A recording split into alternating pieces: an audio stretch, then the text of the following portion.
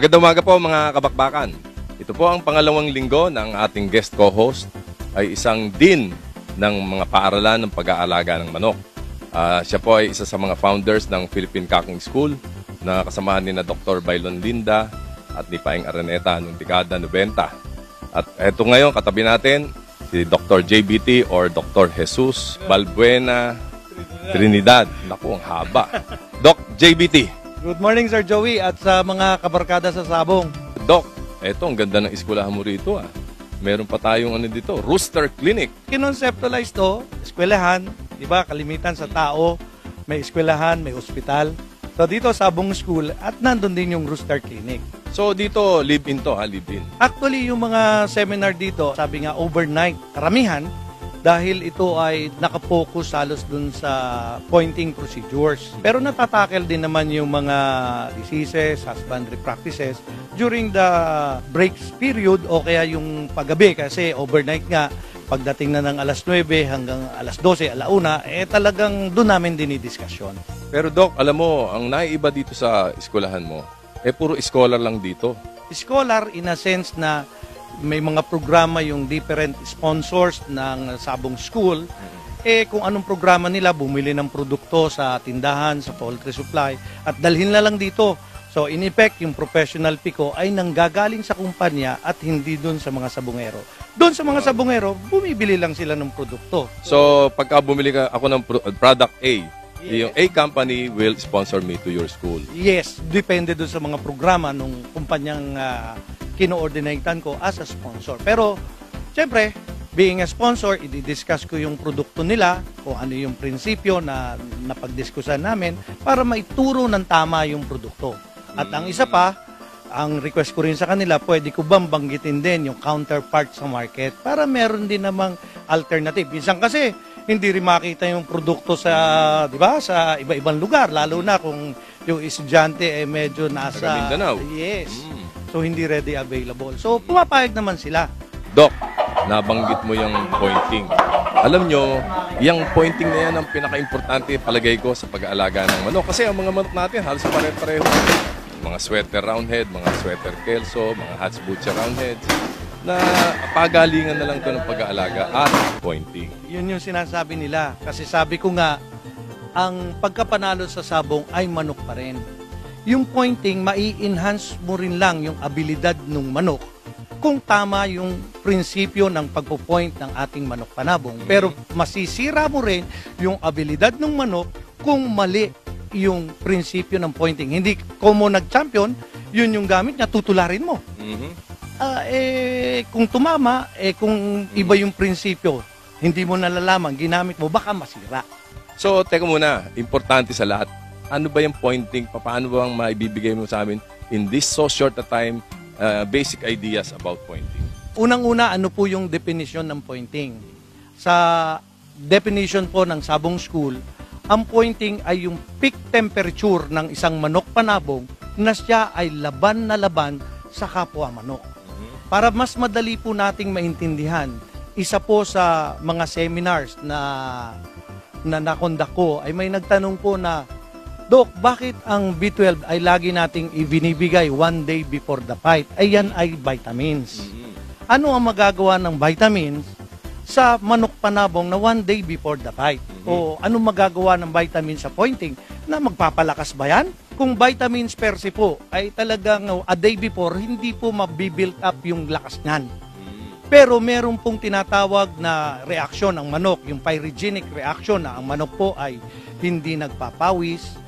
Ano man na ibigay mo ng sobra o kaya inherent, isa po ay B12 inherent na nagpapainit sa manok panabong, ay maaari pong itaas niya ang metabolismo, tumaas ang temperatura, medyo magalit at papalo po yung manok.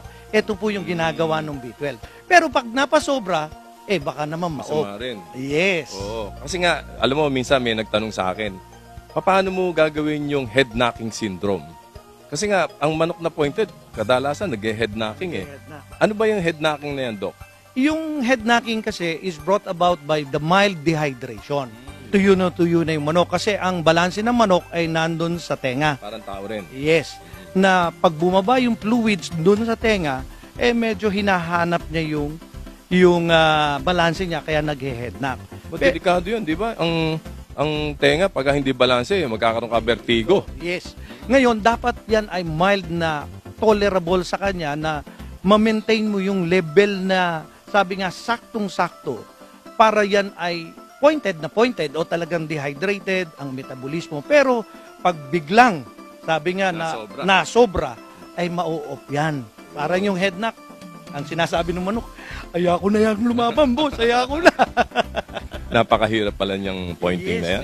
Yung head knocking, sabi nga, ang hindi pa rin malaman kung paano talaga yung appropriate measurement nung head knocking na yon. Kasi nga, walang sigurong nag-aral pa tungkol dyan, kayo pa lang. Panimula pa lang, katulad halimbawa ng sinasabi ring tail wagging. Yung buntot ay pumapagaspas, diba? Yung nagwawalis. Yung sa aso, sa manok. Sa manok. Pag pointed daw yan, gumaganon yung manok. So, ang isang prinsipyo o physiological reason kung bakit nagaganon yon, kasi yung buntot ng manok ay tumubo lang doon sa pygostyle, doon sa isul o kaya yung chicken ass, doon lang siya tumubo. Sa puwel. Sa puwel. Oo, doon sa puwel. So, kung yan ay basa, okay, yung puwel, hindi niya kayang iwagwag, di ba? Pero kung yan ay mildly dehydrated, medyo talagang irritated, kaya niyang iwagwag. Iwagwag. Yes, yun yun. Parehas din dito. Pero Doc, alam mo, napansin ko, pagka yung manok, nagpiprin, yung bang nilalangisan niya yung mga balahibo niya, feeling good siya. Mild dehydration yan. Sinasabi na yan, somersaulting. Yung paglilinis na yun, it's really mas maganda sa akin. Kasi, yung paglilinis siya, tutungo siya para mabalanse din niya. Ganon. Yes, hindi lang namamanifest sa ganon, kundi namamanifest sa paglilinis. Talaga palang kailangan ng eskwelahan dito. Yung mga mild dehydration na, yun siguro yung pinaka-scientific way na pwede nating mai-relay na ang pointing talaga is really a mild dehydration, tumaas ang temperatura, metabolismo, para lumakas ang palo, para maging agresibo. Dapat kontrolado. Yan yun. Kaya sabi nga, sa pointing, yun ang isang numero unong prinsipyo na dapat maitaas natin ang antas na temperatura at makontrol nito. Ito rin yung dumping, di ba? Tatago natin yung manok. Pag tinago natin yung manok, ilalabas natin, yun yung dumping. Ito yung... Lilimber. Yes, iinit kasi siya. Dahil wala siyang masyadong galaw, mabilis talagang tibok ng puso niya, para siya ay magkaroon ng presko. Mapreskohan, ililimber mo, dun siya iipot, dun siya papagaspas. In effect, yung pag-ipot niya, nababawasan yung init ng katawan. Yung pagpagaspas ng feathers niya, napapaltan yung hangin na nakatrap dun sa balahibo. Pero Doc, siyempre, ang tanong dyan ganito, kadalasan, yung B-complex na ginagamit natin para maging sharp ang manok natin, kailan natin ibibigay, gaano kadalas at gaano karami?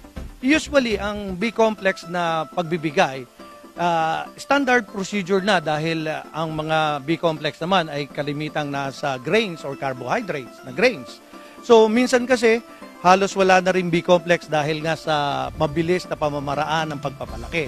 So, sa akin, standard na procedure bago ka magkondisyon na ibigay mo yung, sabi nga, yung pagpupurga, sabi nga, pagliligo para mawala yung kuto, at saka magkaroon ka ng B-complex kasama ang B12. Minsan nga, hahaluan ng iron para ma-assured natin yung body oxygenation nung manok panabong. Para mapula siya. Yes. Pula. Kasi nga, walang bulate. Na kakain ng, sabi nga, aagaw sa dugo, wala ring kuto, may B-complex, lalong-lalo na ang B12 para maging malusog yung dugo. So, pupulang-pupula yung manok. Yun. So, standard siya na before conditioning or sa maintenance, pwedeng ibigay na once a month hanggang, sabi nga, 2 months. Yung B-complex, di ba? Yung iba nagbibigay niya ng 1, 3, 5, 7, 11, 15, 18, tapos, o kaya 3 days before, meron day before. Maraming klase eh. Ano bang advisable? Yung kasing injectable na B-complex, maganda ito sa priming, ibig sabihin, initial. Dahil ang advantage lang naman ito ay bilis ng pasok. Pero kung kumpleto ka naman sa suplemento after the priming, I would rather suggest na once in a month or twice in a month.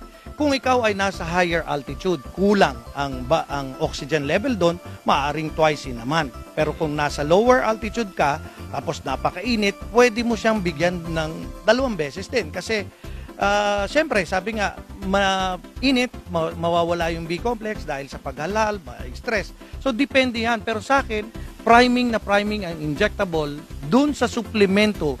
Be sure na nandyan yung B-complex, lalong-lalo ang B12, kung kayo magbibigay sa panahon ng pagkukondisyon at once in a month lang bali pwedeng mabigay. Kung gagamitin mo ang B-complex sa pointing, kasi minsan ginagawa nila B-complex plus tataasan yung B12. B-complex, tataasan niya ang iron. Okay? So sa aking experiences, ang epekto kasi ng isang injectable ay within 72 hours. 12 to about 72 hours. Yung peak niya bale, natatimingin mo yung pagtaas ng body temperature niya is a day before the fight. Halimbawa, bukas ang laban. Ngayong bandang alas 3, alas 4 ng hapon, tuturukan natin siya. Ayun. Para eksakto lang na siya ay tutugma sa 12 hanggang, sabi nga, magkahabaan man yan, 24 oras. I see. Yun ang pinaka-safe, ano? Kasi nga nasa instruction din, meron akong nakita diyang vitamina na pa-super pa. Nakalagay doon na day before, di ba? Pwede rin siyang day before, no? Depende yon sa dami.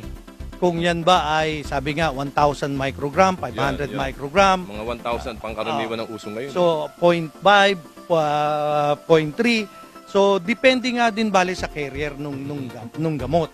So, as a general rule, ang 1,000 microgram is between 0.2 to 0.3. Ang laki ng manok is definitely, sabi nga, 1.7 to about 2.2. So, pwede mo siyang itaas kung siya ay malaki.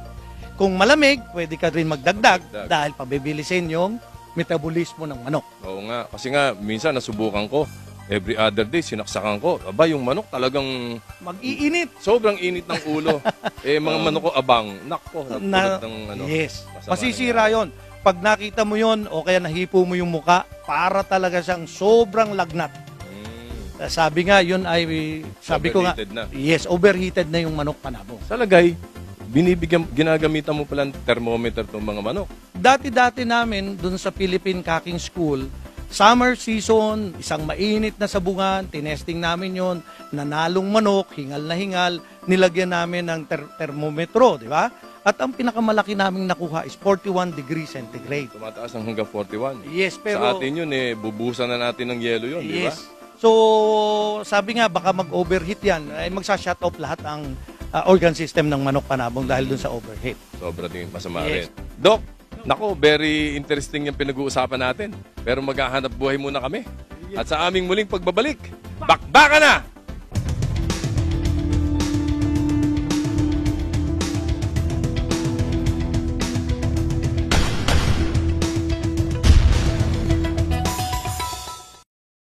Alam mo, Doc, hanga ako sa iyo eh.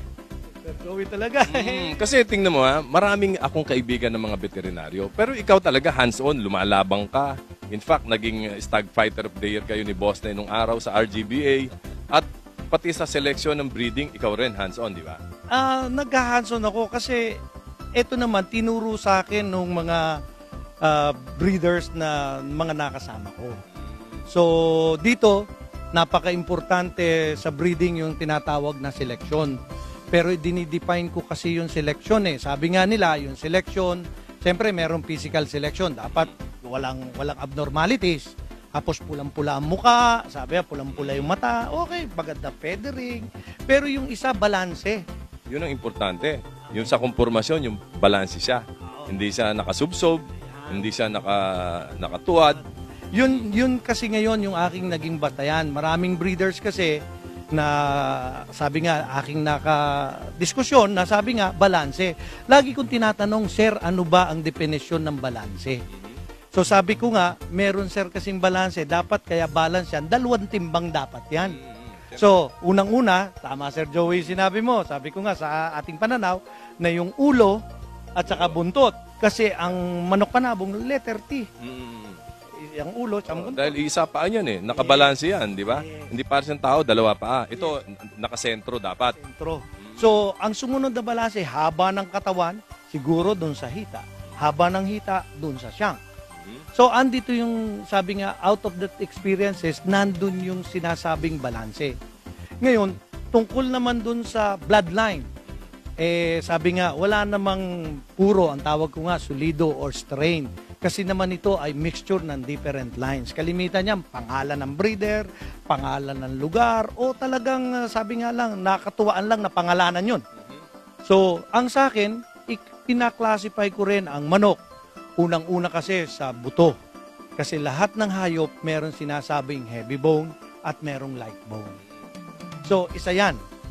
Siguro pwede rin naman natin na ma-determine kung yan ay isang heavy bone or light bone sa pamamagitan ng paghipo ng buto. Mas siguro through experience, mag-agree naman dahil nagawa na rin namin scientific yan, through x-ray, tinignan namin talaga yung pill ng isang breeder na heavy bone yan, at ito light bone, nagkatotoo talaga nagtugma na siya ay heavy breed or light breed. Heavy breed or light breed, ha? In accordance dun sa buto. Meron din naman tinatawag na, sabi nga, heavy breed or kaya heavy line, which is sa tapang naman, yung gameness, di ba? At saka, Power siya o light? Light. O, yung isa naman ay light, di ba? So, Mabilis. usually may dalawang klasifikasyon ng manok, which is ang heavy is nasa hatches. Dito sa farm mo, nakita ko ang dami mong klaseng breeding dito, ah. Yung breeding materials dyan, alam nyo naman, marami akong mga kakampi o kaklase na talagang pwedeng pagkunan. Ngayon, ang sabi ko sa kanila, pwede ba makakuha ng authentic na ganito? Ako rin yung siselekta. At ito, kaya medyo marami, doon sa mga estudyante ko, ginagawa ko yung demo. Kasi pag pumarito, di at least may papakita ako. Hindi pwedeng kwento lang, eh. Yes. Kailangan makita, kailangan mahipo. Lalo ng hipo, di ba? Yes. Dok, paano mo ano yung iba kasi siksik, yung iba esponghado katawan. Yes. Paano yun? Ito yun, dito kasi mayroong kasing dalawang school of thoughts tungkol doon sa katawan. Yung mga Amerikano kung nasa court, sabi nga, katawang hipong corky. Ano daw yung katawang hipong corky? Parang court, na pag ginanon mo yung katawan para magbabounce. So, generally, ang katawang hipong corky, walang sapola dapat. Unang-una, pag may sapola, imbalance sila. Unang-una, pag may sapola, talagang matubig. So, pag ginanon mo yung matubig, hindi babalik yan. So, generally, may muscle. Ngayon, pagdating sa laban, sabi nga, dapat mapalambot yan. Malambot daw yung hipo. So, generally, nagpapalambot ay sabi nga, balanse ng protina, fiber, at saka carbohydrates. So, hindi mo po pwedeng mapabuka yung katawan ng manok pagka sobrang taba. Yes, kasi unang-una, Mabigat yung gitna, kung sabihin nila. yes, paano mo mapapalambot yung taba kung di mo papainitin? Siguro, Exercise, para matanggal Oo. mo na yung taba. Pinakamabilis yung pressure cooker. Yan ang pinakamabilis magpalambot. Para lumambot. Pero sa panlaban, di pwede yun, eh. Tama. So, kailangan exercise. Walang sapola ang unang-una tinatawag na hipong corky. May muscle para pagdating ng, sabi nga, ng pointing, pag yan ay kinargahan mo ng fiber, kukunti yung protina para yung energy, ibubuka niya. Ayun, high carbon na Yes, yung high archival. carbo. Ngayon, minsan naman, pag kulang yung protina, di ba? At na high carbo mo, unang bakal pa lang yan, hipuin mo yung manok. Parang umimpis. Collapse ka agad. Sabi nga yun daw, sumingaw. So, dito may school of thoughts na minsan kasi medyo talagang hipong-hipong corky, palaban na, hindi malambot. Nung spar namin, biglang lumambot. Sabi ko nga, yung isa naman, malambot na malambot, nung unang bitawan, paghahipo namin sumingaw. Ang sabi ko, cutting ang problema niyan. Baka mamaya, yung malambot na malambot, bago sumingaw, nakakat. Oo. Yung isa naman, nung lumambot, patay na siya. Nakat na. Komplikado masyado, no? Yung Yung mga Amerikano nga, hinihipo yung katawan ng gano'n ng manok, eh. May sinasalat silang ganyan. posible na talagang meron naman silang Yung batayan. moisture daw ang kinakapa nila dyan.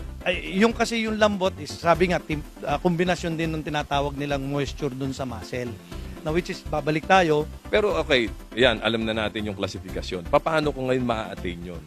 Dapat ba bawasan ko yung pagkain ng manok o dapat ba dagdagan ko yung pellet as against yung concentrate o yung grains? Yung mga ganyang sistema, sabi nga, ang general principle, parang sa kabayo, merong spelling conditioning.